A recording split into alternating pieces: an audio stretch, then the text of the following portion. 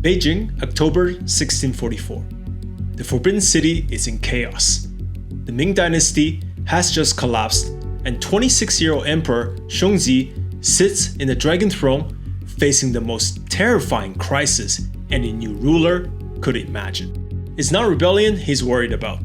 It's not foreign invasion. It's something far more dangerous. The previous dynasty's dead emperors are literally cursing his regime from their graves. Picture this: Shungji's council chambers, 3 weeks after his coronation. His Feng Shui masters burst in with devastating news. The Ming tombs, where 13 previous emperors lie buried, are positioned in a way that's draining all positive energy from the new Qing dynasty.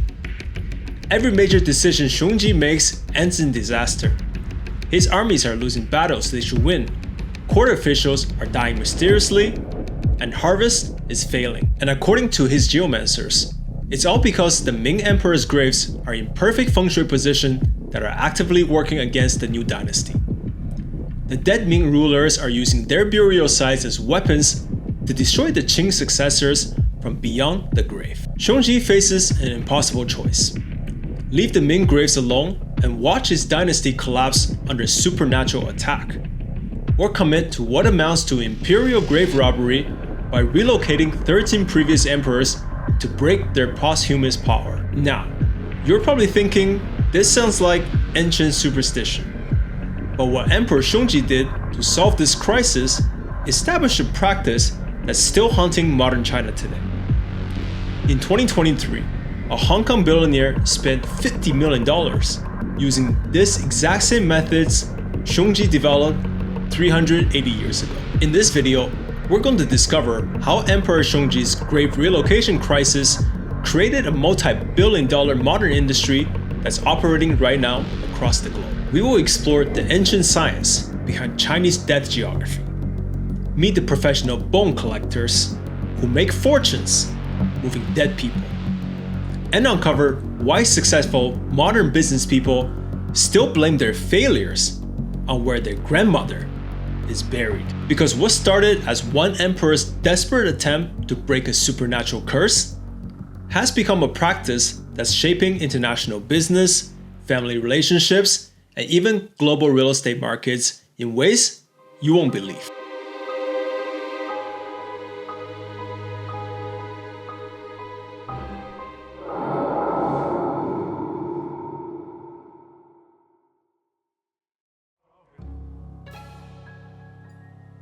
So, what did Emperor Shungji do when faced with 13 dead Ming emperors sabotaging his dynasty from their graves? He made a decision that shocked the Chinese court and established the most expensive burial practice in world history. In November 1644, Shungji mobilized over 10,000 workers for the largest grave relocation project in Chinese history. We're talking about moving the remains of 13 emperors along with their wives, concubines, and court officials, basically an entire royal cemetery. But this wasn't random grave robbing. Shungji assembled the most powerful feng shui masters in China, men who had spent decades studying the flow of earth energy and the relationship between burial locations and dynastic power. These geomancers used ancient calculations involving mountain ranges, water flow, celestial alignments, and earth energy patterns to identify locations that would neutralize the Ming curse while strengthening Qing legitimacy. The actual process took 6 months. Each emperor's remains had to be exhumed using specific rituals, transported with elaborate ceremony, and reburied in locations designed to break their supernatural power while honoring their imperial status. And here's the thing, it worked. After the Ming tomb relocations, the Qing dynasty stabilized. Military victory increased, the economy improved, court officials stopped dying mysteriously. Shungji's reign became successful, and the Qing dynasty went on to rule China for the next 268 years. But Shungji's success established something far more significant than just dynastic stability. He had proven at the imperial level that relocating graves could literally change the fortunes of the living. Within decades, Wealthy Chinese families across the empire were hiring Feng Shui masters to evaluate their ancestral burial sites. If family fortunes declined, if businesses failed, if the children died young, the first solution was to check whether the ancestors were properly buried. This imperial president created a practice that survived the fall of Qing dynasty, the Cultural Revolution, and communist suppression.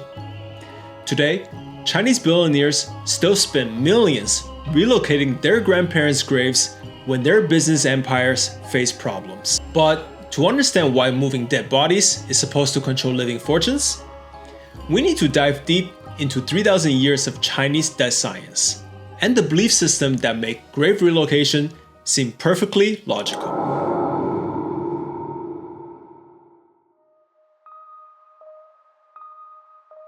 Alright, let's talk about why Chinese culture developed the idea that dead people's burial locations can control their living descendants' success. Because this isn't just random superstition. It's based on a sophisticated understanding of energy, geography, and family connection that goes back over 3,000 years. Ancient Chinese geomancers believed that the earth contained invisible energy channels called dragon lines, kind of like cosmic meridians that carry life force across landscape. Mountains, rivers, and geographic features all affected how this energy flowed. When you bury someone, their spirit becomes connected to the energy of that specific location. If you choose a spot where earth energy is flowing positively, your deceased relative becomes a conduit of good fortune to the living family. But if you choose poorly, a grave in a location with negative energy flow turns your deceased relative into a supernatural problem. Their spirit becomes trapped in bad energy patterns, and that negative force gets transmitted to all their living descendants. Chinese emperors quickly realized that if this theory was true, controlling burial locations was a matter of national security. The location of royal graves could literally determine the success or failure of entire dynasties. So they developed a professional class of Feng Shui masters, specialists who spent decades learning to read landscape energy and identify optimal burial locations. These weren't just mystics. They were essentially geologists and mathematicians who used complex calculations to analyze terrain. But Feng Shui burial wasn't limited to emperors. Chinese culture teaches that family success is directly connected to ancestral favor. If your ancestors are happy and properly honored, they will use spiritual influence to help their living descendants.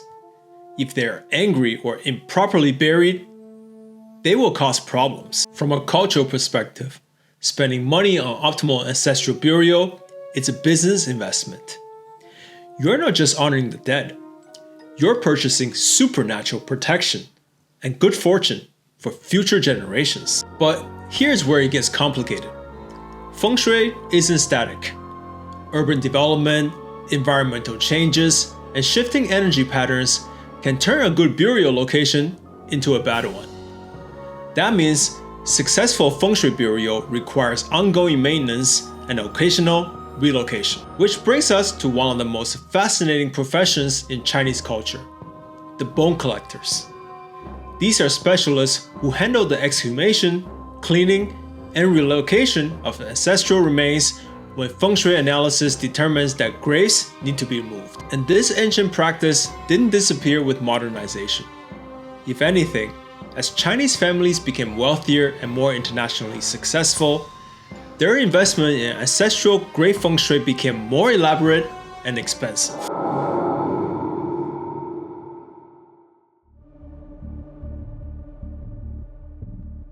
Let me walk you through exactly what happens when a modern Chinese family decides their ancestors' grave needs to be relocated. Because this process is so methodical and elaborate that it makes Habsburg death rituals look simple. First, the family hires a Feng Shui master to analyze their current family fortunes and determine whether ancestral grave problems might be causing their difficulties. These consultations can cost anywhere from a few $100s to several $1,000s. depending on the master's reputation. If grave relocation is recommended, the family must wait for the optimal exhumation time, typically 3 to 7 years after burial, when the body has decomposed to bones, but the spiritual connection is still strong. Then they hire professional bone collectors, specialists trained in the proper methods of exhuming, cleaning, and handling ancestral remains. These weren't just grave diggers. They are craftsmen who spend years learning traditional techniques. The bone collection process is incredibly elaborate. Each bone is individually cleaned and blessed with wine and oils. The skull receives special treatment because it's considered the seat of ancestral wisdom.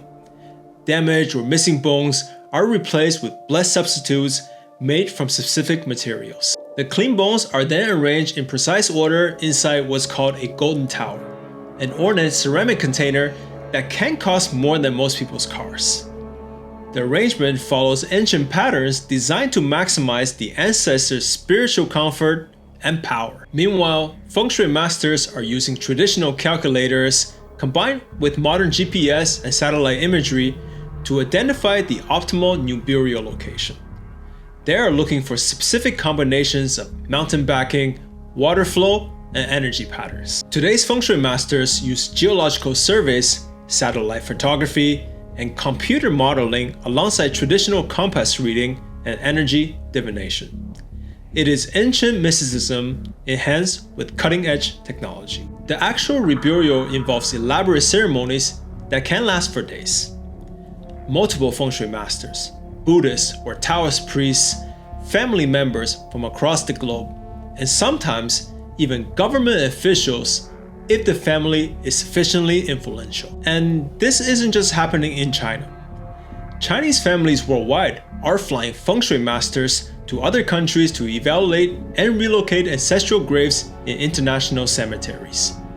We're talking about a global industry built on moving dead people. But this ancient practice faces greatest challenge in the 20th century when the Chinese Communist Party decided that traditional burial customs were feudal superstition that had to be eliminated.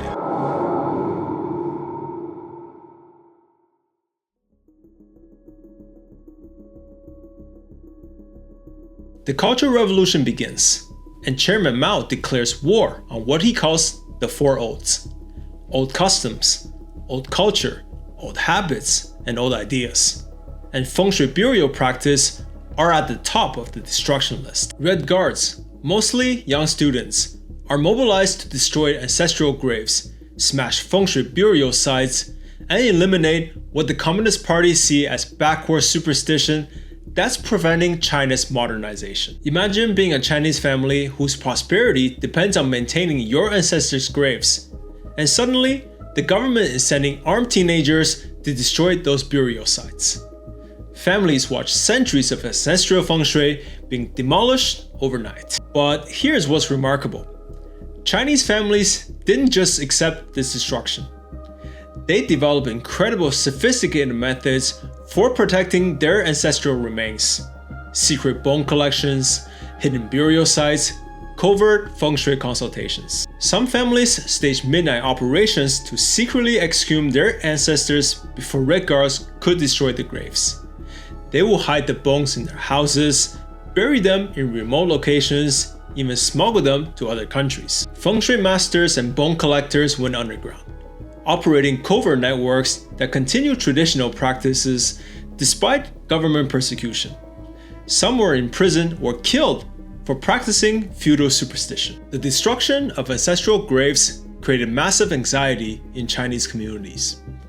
Families whose businesses had been successful for generations suddenly faced economic disasters that they attributed to their ancestors' disturbed remains. But in 1978, everything changed. Deng Xiaoping's economic reforms didn't just open China to capitalism. They quietly allowed the return of traditional practices, including Feng Shui burial. What happened next was extraordinary. Decades of suppressed demand for ancestral grave care exploded into a massive industry. Families who had been secretly maintaining bones for 20 years suddenly emerged to rebuild their ancestral burial sites. But the Feng Shui burial industry that emerged from Cultural Revolution suppression was far more sophisticated than traditional practices. It combined ancient wisdom with modern technology, traditional ceremonies with international business practices. Which brings us to a really fascinating part of this story.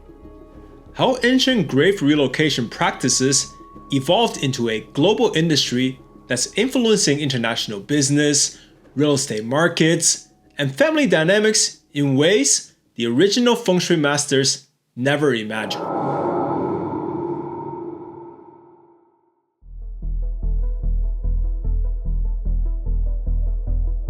Let me tell you about what happened in Hong Kong in 2023, because this case is going to show you exactly how Emperor Shungji's ancient solution plays out in the modern world. Meet Li Weichen, not his real name, but he is a real estate magnate whose family empire was worth over $2 billion.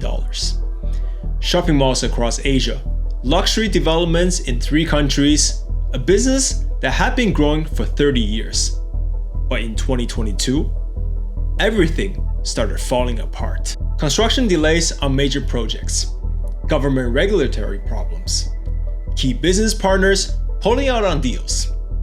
His son's marriage is falling apart, his daughter's business ventures are also falling.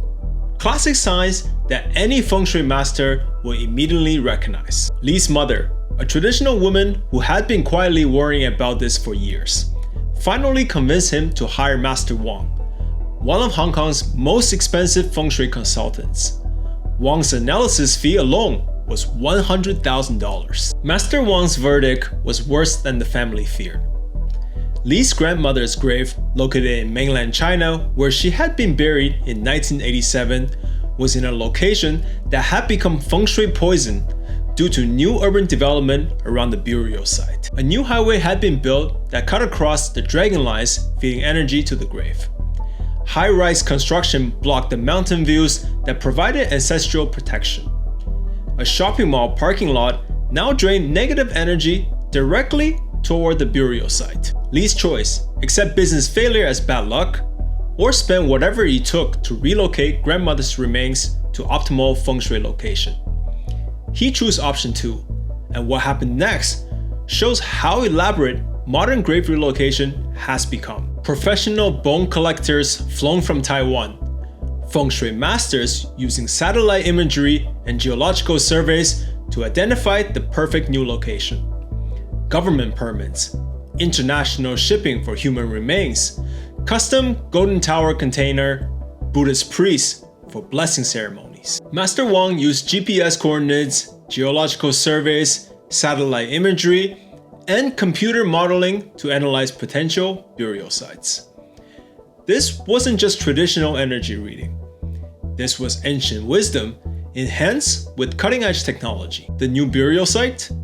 A $20 million cemetery plot in Hong Kong with perfect mountain backing, optimal water flow, and protective views that can never be blocked by development.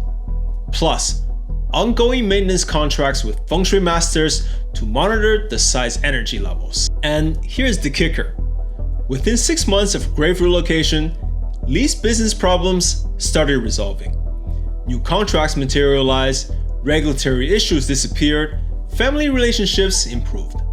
From his perspective, the $50 million grave move was the best investment he ever made. But Li's success story illustrates something much more complex and disturbing about modern Feng Shui burial practices, because his grandmother's new perfect location has already started showing Feng Shui problems.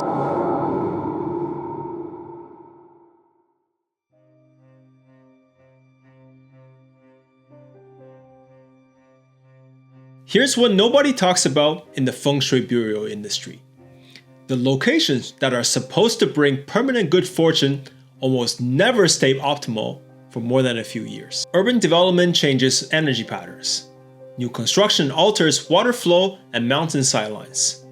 Climate change affects traditional Feng Shui calculations. And what was the perfect burial location in 2010 might be Feng Shui disaster by 2020. So families find themselves trapped in endless relocation cycles. Some wealthy Chinese families have moved the same grandmother's bones for 5 or 6 times in the past decade, each time spending hundreds of thousands of dollars on feng shui analysis and professional bone collection. And each relocation has to be more elaborate than the previous one, because if simply moving the grave doesn't improve family fortunes, obviously the ceremonies wasn't elaborate enough, or the new location wasn't optimal enough, or the family didn't spend enough money to properly honor their ancestors. What started as Emperor Shungji's one-time solution to break supernatural curse has become a subscription service. Modern Chinese families are essentially paying monthly fees to feng shui masters and bone collectors to continuously monitor and maintain their ancestral grave placement. Because here's the really insidious part. Feng Shui Burial can explain any problem, but can never guarantee permanent success. Business failure, bad grave feng shui, health problems, ancestral displeasure, family conflicts. Obviously, the bones need to be moved again. Which brings us to the question that's going to reframe this entire story. Is modern feng shui burial actually helping Chinese families? Or has it become a sophisticated form of financial and psychological exploitation that's disguised as honoring tradition?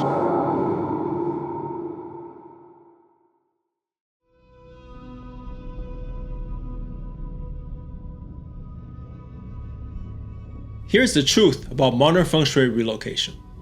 It's become a multi-billion-dollar industry that exploits the universal human need to feel like we're in control over uncontrollable circumstances. When Chinese business empires face problems, market crashes, regulatory changes, international competition, grave relocation provides a sense of agency.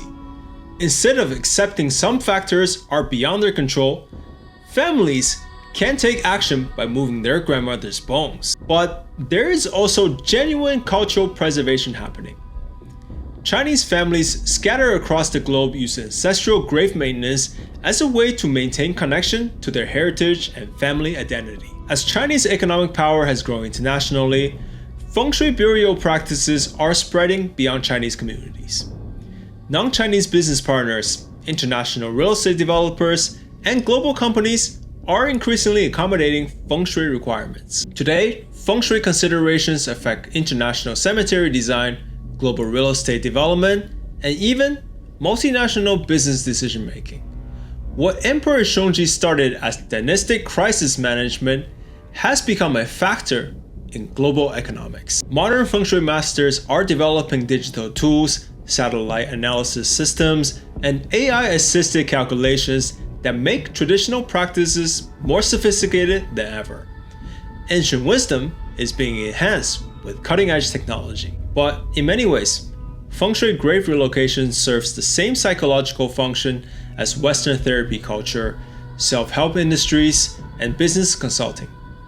It provides explanatory frameworks and actionable solutions for problems that might not have controllable solutions. The difference is that Chinese families have been perfecting this system for over 3,000 years, while Western cultures are still figuring out how to deal with the anxiety that comes with modern business success and family obligations. So the next time you hear about Chinese business success or failure, remember that there might be a feng shui master somewhere calculating whether someone's great-grandmother needs to be dug up and moved to a location with better mountain views and water flow. And honestly, in a world where global economics are influenced by algorithm changes, political tweets, and market psychology, the idea that success depends on where your grandmother is buried doesn't sound any crazier than most modern business theories. Plus, feng shui grave relocation has been consistently profitable for over 3,000 years.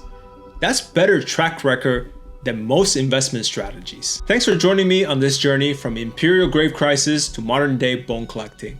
Like and subscribe, and I'll see you next time.